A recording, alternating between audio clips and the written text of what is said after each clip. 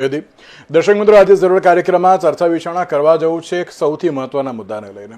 મહત્વનો મુદ્દો હું એટલા માટે કહી રહ્યો છું કારણ કે અત્યાર સુધી ઘણી બધી વાર જે સ્ટાર્ટઅપને લઈને જે ચર્ચા વિચારણા કરવામાં આવી છે, સ્ટાર્ટઅપને લઈને જે ગુજરાતને આગળ વધવાનું પ્રોત્સાહન રાજ્ય સરકારોએ કે પછી કેન્દ્ર સરકારોએ તેમના દ્વારા આપવામાં તો આવી રહ્યું છે, પણ તેની સાથે યોગ્ય અર્થમાં અત્યારના સમયમાં સ્ટાર્ટઅપ કેટલું આગળ વધ્યું છે. સાથે સાથે એમ કહેવાય છે કે સ્ટાર્ટઅપનું એક સૌથી મોટું ઉદાહરણ અત્યારે તો સેમિકોન ઇન્ડસ્ટ્રીઝ પણ ક્યાંક જોવા મળી રહી છે કે જે પ્રમાણે અત્યારે તો યુથ જે ધીરે ધીરે આગળ આવી રહ્યું છે, સેમિકોન ઇન્ડસ્ટ્રીઝમાં પણ અત્યારે તો જે ઝંપલાવી રહ્યા છે. બીજી બાજુ આજની વાત કરીએ તો આજે મહાત્મા મંદિર ખાતે સ્ટાર્ટઅપ કોન્ક્લેવ 2025નો જે પ્રારંભ કરવામાં આવ્યો હતો. અત્યાર સુધી જ્યારે સ્ટાર્ટઅપના આંકડાની વાત કરીએ તો ખૂબ જ મોટી સંખ્યામાં આંકડાઓ તો વધી રહ્યા છે, પણ તેની સાથે શું યોગ્ય દિશામાં અત્યારે તો સ્ટાર્ટઅપ આગળ વધી રહ્યું છે? શું યુથ અત્યારે સ્ટાર્ટઅપ કરવા માટે સક્ષમ તો છે, પણ તેની સાથે હજુ પણ શું કોઈ પોલિસીમાં ફેરફાર જરૂરી છે કે કેમ, તેને લઈને પણ બાબત યથાવત છે. કારણ કે જ્યારે આપણે ગુજરાતની વાત કરીએ તો ગુજરાતમાં જ્યારથી સ્ટાર્ટઅપની જે એક શરૂઆત કરવામાં આવી ત્યારથી લઈને જો હું અત્યાર સુધીની વાત કરું તો ઘણા બધા ઇનોવેશન્સ તો જોવા મળ્યા, પણ તેની સાથે એક એવી બાબત પણ અત્યારે જોવા મળી રહી છે કે ગુજરાતમાં તેના કારણે એસએમઈ ઇન્ડસ્ટ્રીઝમાં ખૂબ જ મોટો જે અગ્રેસર અત્યારે તો થયા છે તેવી તો બાબત છે. એમએસએમઈની સાથે સાથે એસએમઈ જો આગળ વધતું હોય તે આપણા ગુજરાત રાજ્ય માટે ઘણી મહત્વની બાબત પણ છે. ત્યારે આ સ્ટાર્ટઅપને લઈને જ આપણે ચર્ચા વિચારણા કરવાની છે અને સ્ટાર્ટઅપને લઈને ચર્ચા વિચારણા કરવા માટે અમારી સાથે જોડાઈ ગયા છે ડોક્ટર ભાવિન પંડ્યા કે જેઓ એસવી ઇનોવેશન ફાઉન્ડેશનના જે સીઈઓ છે. સાથે સાથે દેવપ્રિયા ચક્રવર્તી આપણી સાથે જોડાઈ ગયા છે કે જેઓ સ્ટાર્ટઅપના નિષ્ણાત છે. જે આ બંનેનું સૌથી પહેલા તો સ્વાગત છે. જે પ્રમાણે ગુજરાતની વાત કરીએ ભાવિનભાઈ, ગુજરાત અત્યારે સ્ટાર્ટઅપમાં અવ્વલ તો જોવા મળી રહ્યું છે. જ્યારે હું આજની જ વાત કરું તો જે 1000થી વધુ સ્ટાર્ટઅપ અને 5000 જેટલા ઇનોવેટર્સ જે આજની સમિટમાં જે ઉપસ્થિત હતા તેની ઉપરથી એવું લાગી રહ્યું છે કે ના અત્યારે જે સ્ટાર્ટઅપને લઈને જે ચર્ચા થતી હતી અને એ ચર્ચા માત્ર ચર્ચા નથી, પરંતુ લોકો પણ અત્યારે તેમાં આગળ વધી રહ્યા છે અને લોકોને પણ હવે સ્ટાર્ટઅપમાં ઇન્ટરેસ્ટ એક વધ્યો છે. શું કહેશો આપ કે ગુજરાત અત્યારે સ્ટાર્ટઅપમાં તો અવ્વલ છે, પણ તેની સાથે હજુ પણ ક્યાંક આગળ લાવવા માટે જે રાજ્ય સરકાર અને કેન્દ્ર સરકારના પ્રયત્નો છે અને ત્રીજી અત્યારે તો કહી શકાય કે કોન્ક્લેવનું જે આયોજન પણ આ વખતે કરવામાં આવ્યું છે, કરી દો જોઈ રહ્યા છો આપ તેને? ના, બહુ સરસ વાત કરી યજ્ઞજી આપે કે ગુજરાત સ્ટાર્ટઅપ ઇકોસિસ્ટમ માટેના ઇનિશિયેટિવ્સ છે લગભગ અમે 2015-16 થી એને વિટનેસ કરી રહ્યા છે. અને સૌથી પહેલી પોલિસી જે 2015-20 પોલિસી બની છે ઇન્ડસ્ટ્રી કમિશનરેટની, that was one of the best policy. અને એ જ વખતે કદાચ student startup and innovation policy એ 2016માં એ લોકોએ લોન્ચ કરતા હતા. અને માનનીય એ વખતના મુખ્યમંત્રી આનંદીબેન પટેલ એમને એક આઈડિયામાં એક વિશ્વાસ આવ્યો અને શરૂઆતમાં એક ફંડ એલોકેટ કર્યું જેને સ્ટુડન્ટ સ્ટાર્ટઅપ એન્ડ ઇનોવેશન પોલિસીનું નામ આપવામાં આવ્યું. 1.0 હતી, અત્યારે SSIP 2.0 ચાલે છે.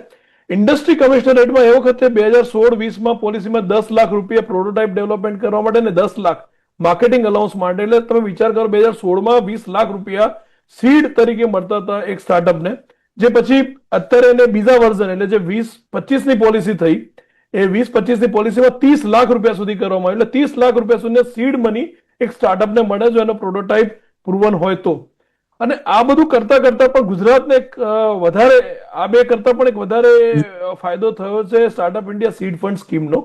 જે SISFS એ DIPP ની એક સ્કીમ છે અને સ્ટાર્ટઅપ ઇન્ડિયા અને DIPP નું જોઈન્ટ ઇનિશિયેટિવ છે. અને startup India seed fund scheme છે એમાં dates money up to 50 lakh સુધી એટલે 50 લાખ સુધી તમને રેપો રેટ પર, એટલે જેમ અત્યારે 5.5% રેપો રેટ છે, 5.5% એક સ્ટાર્ટઅપને પૈસા મળે છે. અને ગ્રાન્ટ લેવી હોય તો 20 લાખ રૂપિયા સુધી એમાંથી ગ્રાન્ટ મળે છે. અને ગુજરાતમાં છેલ્લા 3 વર્ષમાં શરૂઆતમાં તો 5-10 હતા, પણ અત્યારે 25 થી વધારે બેનિફિશિયરી ઇન્સ્ટિટ્યૂટ ગુજરાતમાં સ્ટાર્ટઅપ ઇન્ડિયા સીડ ફંડ સ્કીમના છે. એટલે આ ત્રણેય વસ્તુઓ જે સ્ટુડન્ટ એક પ્રોટોટાઇપ લઈને આવે અને 2.5 લાખ રૂપિયાથી એનો પ્રૂફ ઓફ કન્સેપ્ટથી ચાલુ થાય ત્યાંથી 50 લાખ રૂપિયા સુધી એને સ્ટાર્ટઅપ કરવાની વ્યવસ્થા મળે એવી તમામ સ્કીમ્સ ગુજરાતમાં આજે અવેલેબલ છે. મોટાભાગના ઇન્ક્યુબેશન સેન્ટર જોડે મેઇન લીડ કરવા જાય તો 28-30 મેઇનસ્ટ્રીમ ઇન્ક્યુબેશન છે. આમ ટોટલ તો 48 ઇન્ક્યુબેશન સેન્ટર છે.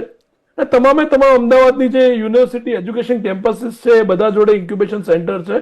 અને એમાં યુનિવર્સિટીઝ વધારે કામ કરી રહી છે વિધાઉટ એની એક્સપેક્ટેશન. ગુજરાતની દરેક યુનિવર્સિટી સ્ટાર્ટઅપની વાત આવે એટલે માનનીય વડાપ્રધાન શ્રીનું એક સપનું હતું 2011-12 મહાત્મા મંદિરથી એમને આજે તમે કોન્ક્લેવની વાત કરીને 2011 એમનું સ્ટેટમેન્ટ હતું મહાત્મા મંદિરમાં કે જો ભારત દેશે આગળ આવવું હશે તો અહીંયા ઇન્ક્યુબેશન સેન્ટર શરૂ કરવા પડશે. એ મેં કોટ કરેલું સેન્ટેન્સ છે ને હું હતો એ વખતે. અને આજે તમે જુઓ કે જે સ્ટેટ 300-350 સ્ટાર્ટઅપ હતા જયારે આપણે વાત કરીએ 14-15 ત્યાંથી અહીંયા 16,000-17,000 થી વધારે ડીઆઈપીપી રજિસ્ટર્ડ છે. ઇન્ડિયા લેવલ અત્યારે 1,45,000 આસપાસ રજિસ્ટર્ડ સ્ટાર્ટઅપ થઈ ગયા છે અને આ દુનિયાની ત્રીજી મોટી ઇકોસિસ્ટમ થઈ ગઈ છે. હવે અત્યારે આ બધી મેં સારી વાતો તો કરી સ્ટાર્ટઅપ ઇકોસિસ્ટમની. સેકન્ડ ફેઝમાં હવે આગળ આપણે બહુ જ મોટું કામ કરવાનું છે. આ તો ટિપ્સ ઓન ધ આઈસબર્ગ એટલે નાનકડું કામ થયેલું છે સ્ટાર્ટઅપ ઇકોસિસ્ટમમાં. પણ હજી ઘણું બધું કરવાનું બાકી છે ને આગળના પડાવ છે ને એ બહુ જ ચેલેન્જિંગ છે બીકોઝ ઓફ ગ્લોબલ ટર્બ્યુલન્સીસ. એમાં આપણે ભારત અને ગુજરાત અગ્રેસર કઈ રીતે થાય છે. તમે સેમિકોનની વાત કરી, સેમિકોન પર જ હું ખાસ વાત કરીશ સેકન્ડ પાર્ટમાં કે સેમિકોનમાં કઈ કઈ ચેલેન્જીસ છે એન્સિલરીથી લઈને પ્રોડક્શન સિસ્ટમ અને રેર જે કેમિકલ્સ અને ગેસીસની રિક્વાયરમેન્ટ છે ત્યાંથી લઈને ક્લીન વોટર સુધીની આ બધી ચर्चा હું आपने सेकंड पार्ट में करी. बिल्कुल देवप्रिया जी, जिस तरीके से अगर हम आज की के चेक કેટલા સાઇન થયા, કેવી રીતે અત્યારે તો કામ થયું તેની ઉપર ફોકસ કરવું બહુ જરૂરી છે. એટલે કે પોસ્ટ ઇન્ટરેક્શન ઘણું જરૂરી છે. એટલે કે એટલે જ મેં ક્યાંક એક સવાલ મેં કર્યો હતો કે સેમિકોન જે પ્રમાણે એક જે કોન્ક્લેવ થયો અને એમાં ક્યાંક સ્ટાર્ટઅપ અને ઇનોવેશનને ખૂબ જ મોટો ફાયદો થયો છે તે બી બાબતમાં ક્યાંક જોવા મળી રહી છે. તો શું લાગે છે કે આ એક શરૂઆત થઈ ગઈ છે તેમ? ના, શરૂઆત બહુ સાચી ડિરેક્શનમાં થઈ છે ને આગળ પણ આપણા માધ્યમથી જ આપના ચેનલ પર જ મેં સેમિકન્ડક્ટર પર લગભગ 2 એપિસોડ્સ કરેલા. હવે ટોટલ તમે વાત કરવા જાઓ તો ટાટા, માઇક્રોન, ક્રોમ્પ્ટન ગ્રીવ્સ અને cans technology together they are going to invest 1,10,000 crore. અને ઓલમોસ્ટ હું જોઈ રહ્યો છું કે લગભગ આ ત્રણેયમાંથી અમુકનું 30% ઉપર કામ પતવા આવ્યું છે અને લગભગ આવનારા 2 વર્ષમાં મને એવું લાગે છે કે જે 1,10,000 કરોડનો ઇન્ફ્લો હતો ને એ કમ્પ્લીટ અહીંયા ગુજરાતમાં ઠલવાઈ જશે. હવે આનાથી 1,10,000 કરોડના ઇન્વેસ્ટમેન્ટથી ફાયદો શું થશે? એમાં એન અને પી નોડના જે સેમિકન્ડક્ટર્સ છે, સેમિકન્ડક્ટર રિલેટેડ ફાઉન્ડ્રી ઇન્ડસ્ટ્રી છે, સેમિકન્ડક્ટર રિલેટેડ કેમિકલ ઇન્ડસ્ટ્રી છે, સેમિકન્ડક્ટર રિલેટેડ ક્લીન વોટર છે, સેમિકન્ડક્ટર રિલેટેડ VLSI અને એપ્લિકેશન છે ને પેરિફેરલ ઇન્ડસ્ટ્રી છે. હવે સૌથી મોટી વાત એ છે કે તમે સાણંદમાં અત્યારે જોવા જાઓ ને તો તમને જમીન થોડી બી તમારે લેવી હોય ને તો એક મોટું ચેલેન્જિંગ ટાસ્ક થઈ ગયું છે. તો એટલી બધી ઓક્યુપન્સી ઇન્ડસ્ટ્રી થઈ ગઈ છે અને જો સેમિકન્ડક્ટરનું ઇન્ડિયા જો હબ બનવા જઈ રહ્યું હોય, આપણે 42mm સેમિકન્ડક્ટર આપણે જે ઇસરો અને જોઈન્ટ વેન્ચરથી આપણે લોન્ચ કરી, પ્રધાનમંત્રી શ્રી અશ્વિની વૈષ્ણવજી અને બધા એના બહુ પ્રેસ કર્યા કે આપણે એક શરૂઆત થઈ ગઈ છે. હવે ઇન્ટરનેશનલ સ્ટાન્ડર્ડ તો કેવા હોય કે 3mm સુધીના ઇન્ટરનેશનલ સ્ટાન્ડર્ડ છે. જે કન્ટ્રીઝ તાઇવાન છે કે આપણે સાઉથ કોરિયાની વાત કરતા હોય કે જાપાનની વાત કરતા હોય, પછી અમેરિકા છે ને પછી ચાઇના છે અને સેમિકોનમાં અત્યારે આપણે હવે શરૂઆત કરી છે.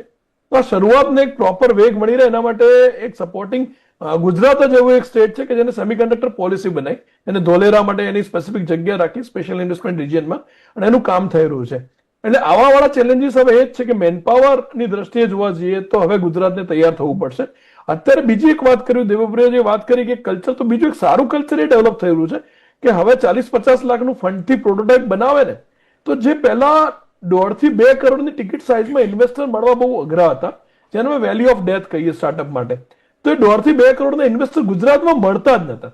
અને એ ઇન્વેસ્ટર્સ બધા ક્યાં હતા? તો ઇન્વેસ્ટર્સ બેંગ્લોરમાં હતા, દિલ્હીમાં હતા, ઇવન હૈદરાબાદમાં હતા, પુણેમાં હતા. અને તમે જોવા જાઓ કે જે 5-6 મોટા સિટીઝની વાત કરો ત્યાં સુધી સીમિત હતા. હવે ગુજરાતને વર્ષો સુધી અમને બધા એટલો પ્રશ્ન પૂછ્યો કે યુનિકોર્ન નીકળતા નથી. કોઈ પણ આઈએસ પ્રિન્સિપલ સેક્રેટરી આવે ઇન્ડસ્ટ્રી કમિશનરેટમાં, સૌથી પહેલા અમને જ પૂછે કે ભાવિનભાઈ આપ તો इतने 2014-15 से काम करते हो, 12 साल हो गए, कोई यूनिकॉर्न निकला नहीं गुजरात से. હવે આ જ એક સૌથી મોટો પ્રશ્ન અને જે પેઇન પોઈન્ટ અમારા માટે છે કે જે શરૂઆતનું ફંડિંગ 1.5-2 કરોડની વાત હતી ને એ મળતા નતા, એવું મળવાના શરૂ થયા છે. વેલ્યુ ઓફ ડેથનું જે 2 થી 3 કરોડની ટિકિટ સાઇઝમાં ઇન્વેસ્ટ કરીને એની ટીમ સેટ કરી પ્રોડક્શન યુનિટ ચાલુ કરે, પછી એ પ્રી સિરીઝ ફંડમાં જાય, પ્રી સિરીઝ ફંડમાંથી પછી એ સિરીઝ A, B અને C ફંડમાં જાય અને પછી એ ઇનિશિયલ પબ્લિક ઓફર લઈને આવે. છેલ્લા 1 વર્ષમાં સારા કામ એવા થયા છે યજ્ઞભાઈ કે આપણા થોડા સ્ટાર્ટઅપ હતા, હમણાં ટેક ડિફેન્સ પ્રાઇવેટ લિમિટેડનો હું તમને સરસ એક્ઝામ્પલ સની વાઘેલાનો આપું. 193 રૂપિયાનો શેર લિસ્ટ થયેલો અને લગભગ 90% રિટર્ન મળ્યું. 380 રૂપિયા એનો ભાવ લિસ્ટિંગ થયું અને હજી બી આજે 5% સર્કિટમાં છે શેર. તો એ છોકરો આપણો ઘરનો છોકરો, ગુજરાતનો છોકરો કે શરૂઆતમાં નાના સાયબર ક્રાઇમ ના કિસ્સા સોલ્વ કરતો હતો અને ધીમે ધીમે કંપની કરીને સ્ક્વેર ફીટ, આજે એની કંપનીનું વેલ્યુએશન 342 કરોડ થઈ ગયું. Market capitalisation as on day તમે જુઓ આપણે ક્લોઝિંગ 342 કરોડ. આવા કેસીસ હવે તમને આવનારા 2 વર્ષમાં લગભગ 50 જોવા મળશે. અને આને એક વેગ આપ્યો છે એસએમઈ આઈપીયુ એક છે ને, એ બી સરસ વે થઈ ગયો છે, જેનાથી સ્ટાર્ટઅપ માટે એક સિમ્પલ બારી થઈ ગઈ છે. 38 કરોડનો જ ઇસ્યુ હતો, 38 કરોડનો, એને જે જાદુ કર્યું અને કેપિટલાઇઝેશન થયું. એટલે વસ્તુ એ છે કે હવે ગુજરાતમાં એ બી અવેરનેસ આવવા માંડી છે કે આપણે 2 થી 3 કરોડની ટિકિટ સાઇઝમાં પ્રાઇવેટ ઇક્વિટી કે કોઈક નાના વીસીસ કે ઇન્ડિવિડ્યુઅલ હાઉસીસ કે કોર્પોરેટ હાઉસીસ એમને ઇન્વેસ્ટ કરવાના ચાલુ કર્યા છે because of the buzz word call startup. દુનિયામાં તો બઝ હતું જ, આપણે તે લાસ્ટ બઝ થયું, પણ છેલ્લા ગુજરાતે જે ઉપાડી લીધું છે કામ, પણ હજી ગવર્મેન્ટ સાઇડ તો પોલિસીસમાં બહુ જ બધું કામ કરવાનું છે. એ આપણે આગળના સમયમાં કરીશું अलग अलग डिपार्टमेंट. देवप्रिया जी, अगर हम आज की बात करें तो जिस तरह से અને તમે જે રીતે એક બહુ જ મહત્વનો મુદ્દો કહ્યો કે અત્યારના સમયમાં રાજ્ય સરકાર અને કેન્દ્ર સરકારે ઇનોવેશન અને જે સ્ટાર્ટઅપમાં જે પોલિસી જે ઘડી છે, પરંતુ હજુ પણ તેમાં ઘણા બધા ચેન્જીસ જરૂરી છે. કયા કયા ચેન્જીસ હજુ પણ જરૂરી છે? કારણ કે જો 2022થી લઈને અત્યાર સુધી તમે જે આંકડા ગણાવ્યા, મેં પણ જે રીતે કહ્યું 13,800 સમથિંગ છે, તો શું જો હજુ પણ પોલિસીમાં ચેન્જીસ આવે તો આ આંકડો વધી પણ શકે છે? હા, એબ્સોલ્યુટલી યજ્ઞભાઈ, આ આંકડો વધી શકે છે ને. અત્યારે ઓલમોસ્ટ 14,500 ની ઉપર તો આપણે ડીઆઈપીપી રજિસ્ટર્ડ છે સ્ટાર્ટઅપ. હવે મેં કીધું પોલિસી ઇન્ટરવેન્શનમાં અત્યારે જે આપણે થોડા પાછા પડીએ છીએ ડીપ ટેક સાઇડ છે. ડીપ ટેકમાં તમે જુઓ તો ગુજરાતમાં ખાસ એવી નથી, કેમ કે બાયોટેકનોલોજી એરિયામાં તમે જાઓ કે કોર તમે ડેટામાં, બ્લોકચેનમાં કે ન્યુરલ નેટવર્ક્સમાં જાઓ કે ઇવન આર્ટિફિશિયલ ઇન્ટેલિજન્સના અલ્ગોરિધમ ડેવલપ કરતા હોય, it will take minimum 4 to 5 years to stabilize that particular idea and commercialize. અને એને પૂરું થતા સુધીમાં 7 થાય, પછી બીટા 10 સુધી ટેસ્ટિંગ એના બધા અલગ અલગ થતા હોય, તો એનો જેસ્ટેશન પીરિયડ છે ને એ લગભગ 6 થી 7 વર્ષનો છે. એ તમે જે અત્યારે સિમ્પલ ઘણું કોન્ટ્રોવર્સિયલ સ્ટેટમેન્ટ થઈ ચૂકેલું છે, મારે વાત નથી કરવી, પણ એવું માનવામાં આવે છે કે ઇન્ડિયા એવા સ્ટાર્ટઅપ લાવે છે કે જ્યાં ગ્રોસરી હોય, મોબિલિટી હોય, એટલે ઓલા ઉબર ને એવા બધા સ્ટાર્ટઅપ્સ છે.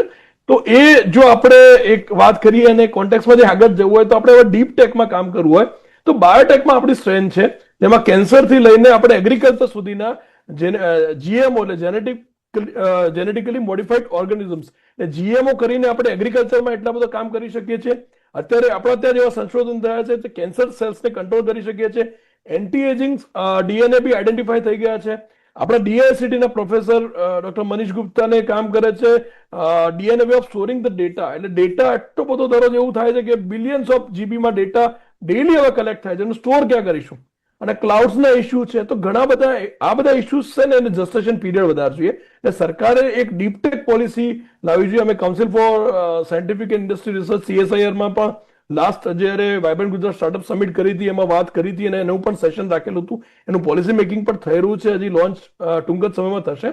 તો અને આ વખતની જે 25-30 ની પોલિસી બની રહી છે એમાં પણ હું ટાસ્ક ફોર્સ મેમ્બર તરીકે સેવા આપી રહ્યો છું ગવર્મેન્ટ ઓફ ગુજરાતમાં. અને મેં ત્યાં પણ વાત કરી છે કે એક અમાઉન્ટ છે થોડી હજી વધારીએ, આપણે એને 50 લાખ સુધી લઈ જઈએ, ડીપ ટેકમાં ફોકસ કરીએ, 5 વર્ષ સુધીનો આપણે એને સસ્ટેન્સ અલાઉન્સ સુધી આપણે એને સેવાઓ પૂરી પડે. કારણ કે જે લેબોરેટરીના પ્યોર ઇનોવેશન છે, જે વેસ્ટર્ન વર્લ્ડ જેમાં 10-10 વર્ષ સુધી નાખે છે. હું શરૂઆતમાં મેનેજમેન્ટમાં એક્ઝામ્પલ આપતો કે જ્યારે કેલોક્સ ઇન્ડિયામાં આવી તો 10 વર્ષનું લોસ પ્રોજેક્શન કરીને આવી હતી. આજે જેટલા યુનિકોર્ન બન્યા છે દે આર ઓલ બર્નિંગ. પેટીએમમાં હમણાં જ વિજય શેખર શર્માએ કીધું હતું કે 32,000 crore rupees invested to build one app. એટલે આ જે યુનિકોર્ન દેખાય છે કે બધાને મજા આવે છે, બધાના હાથમાં વસ્તુ આવી જાય છે, ઝોમેટો કે સ્વિગી કે Ola Uber, they are cash burning models. પણ ગુજરાતનું એક જે દેવપ્રિય વાત કરીને એક કોર કોમ્પિટન્સ છે કે manufacturing. We are not burning the cash. આપણા સ્ટાર્ટઅપ ભલે ધીમે ગ્રો થાય છે, આપણા વેલ્યુએશન ભલે ધીમે આવે છે, પણ they are cash rich models અને એમાં પ્રોફિટ કરીને આઈપીઓ સુધી જઈએ છે. અને ભલે એમાં 5 થી 7 વર્ષ લાગે, પણ they R most sustainable model. એટલે ગુજરાતનું કોમ્પિટન્સ મેન્યુફેક્ચરિંગમાં છે, એટલે સેમિકન્ડક્ટરમાં જઈશું, કેમિકલ્સમાં છે, ફાર્મામાં છે, એક્ટિવ ફાર્માસ્યુટિકલ ઇન્ગ્રેડિયન્ટ્સમાં આપણે બહુ આગળ છીએ, એપીઆઈમાં. અને શરૂઆતમાં નહોતા, we were dependent on China up to 80%, but now we are developing APIs in Gujarat. અને ઘણી બધી ફાર્મા કંપનીઓ છેલ્લા 3 વર્ષમાં એપીઆઈમાં આવી છે. એટલે આ બધા જ સેક્ટર્સમાં તમે કીધું ને ટ્રેડિશનલ બિઝનેસ કરતો હોય અને ઈ કોમર્સની વેબસાઇટ સરસ બનાવે અને એની એ જ પ્રોડક્ટ આખા દેશ અને દુનિયામાં ફેલાવે. That is a classic blend of traditional business plus startup. અને એવા ઘણા મોડેલ છેલ્લા 2 વર્ષમાં આપણે લગભગ 500 થી વધારે મોડેલ જોયા હોય કે ટ્રેડિશનલ ફેમિલી હતું, એ મીઠાઈ વેચતું હતું, હેન્ડીક્રાફ્ટ બનાવતું હતું, સાડીની દુકાન હતી, એમની આ શોપ હતી, લેધર ને શૂઝ બનાવતા હતા. Now they have develop their website and they are selling their products internationally. This is classic clash of traditional and modern thoughts. એટલે આવું થઈ શકે છે. બિલકુલ સાચી વાત છે. દર્શક મિત્રો, આ બહુ જ એક